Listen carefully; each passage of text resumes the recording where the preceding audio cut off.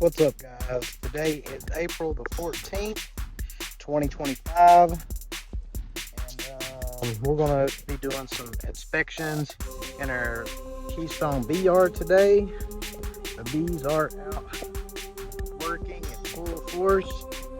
Today we're going to be inspecting and adding our queen excluders to this yard and getting some of our boxes ready for our package bees. We got package bees coming to add to this yard, and I'm going to show you guys whatever stuff that I think is worth showing you today. So let's check out what these hives are doing. I want to show you guys this. I still have my queen excluders on. It's been below the temperature in which I like to go into the hives. It's been below 60 for the past couple weeks. Most of the days I haven't had a good opportunity to get in and take these off. I normally would have taken them off sooner, but I want to show you guys what happens if you don't get them off in time. The bees, they do build comb. They will build comb in all of the negative space. That's why that bee space of 3/8 inch is perfect.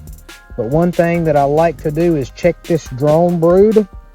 Most of the larvae and pupa that they put into the negative space, or I should say about all of it, is going to be drone brood.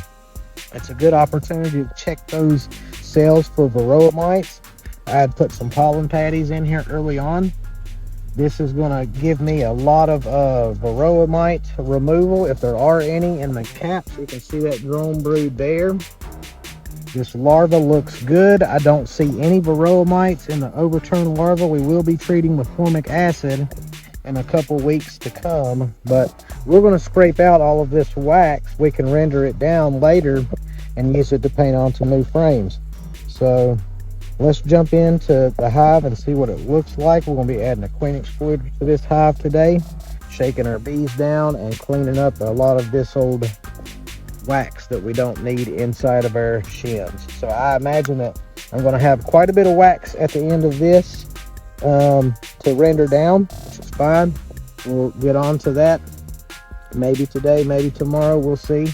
I might get a video tonight of rendering some of this down so I can show you guys how to make a wax cake to paint back onto your frames, or to use in beauty products like lip balms and salves and whatever else that you might want to use your wax for. I like to use mine for mostly painting back onto new frames. That way we can get more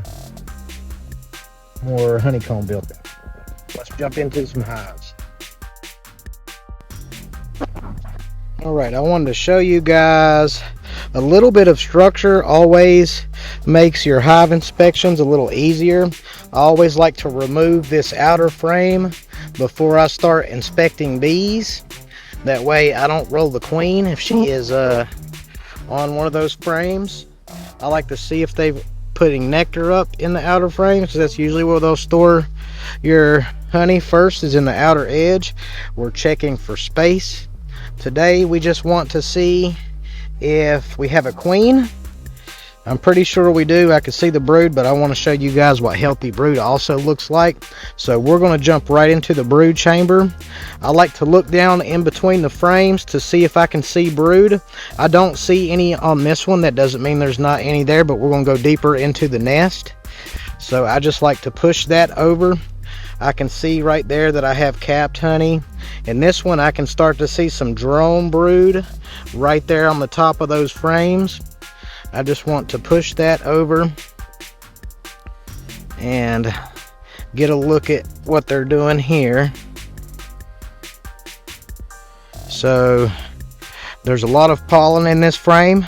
Usually when you find your pollen frame, you're right next to your brood chamber. So now we want to look and see if we can find, that's all drone brood. We want to find some worker brood. That way we can assess the health of the worker brood. We want to see all stages. We want to see larvae, pupa, and eggs to confirm that we have a queen. So we do have some worker brood pupal stage. We need to see larvae. So we're going to keep digging a little bit. It looks like they're trying to backfill these cells, so we're starting to run out of room. The brood nest is getting a little bit congested, so we want to keep moving. We want to add a box for them today, which we have ready to go. Let's see what we have here. They are putting up nectar, a lot of nectar in those cells. I think we'll probably get here just in time to add boxes and things. That way we got room for brood. Alright, so I'm starting to see larvae in these cells. It's going to be really hard for you to see that larva. Let me stop the video and I'll start another one. It's going to be really hard to see. I don't know if we can. We're going to attempt, but I can see plenty of larvae down in there, new larvae and eggs. I hope that the sun can catch that. If not, you'll just have to take my word for it. There's larvae in there. That's what we want to see. We've got some drones walking around. So our next step is to put this hive back together and check for swarm cells. I'll show you guys how I like to do that. I don't have to check every frame. We're going to do a quick rock the box method. That's what I call it. We're going to just lift that top box up and make sure we have no swarm cells. Bees like to build their swarm cells on the bottom of the upper frames. I mean the bottom of the frames in the upper brood chamber. So that's what we're going to check for today. Beep beep beep beep beep. So now we got our frame back in there. We're going to check the box. So this method is pretty simple. You just crack your box. You want to make sure you don't have any cones sticking in between your cells. All we're going to do is rock it up. We're going to rock it up like that. Pull it forward a little bit. You're going to see your swarm cells dangling along the bottom. In most cases, we have some cups down there. They all appear to be empty, so we need to get a box on here. That way they don't try to swarm out on us. And looks good, so we'll be moving on to the next one.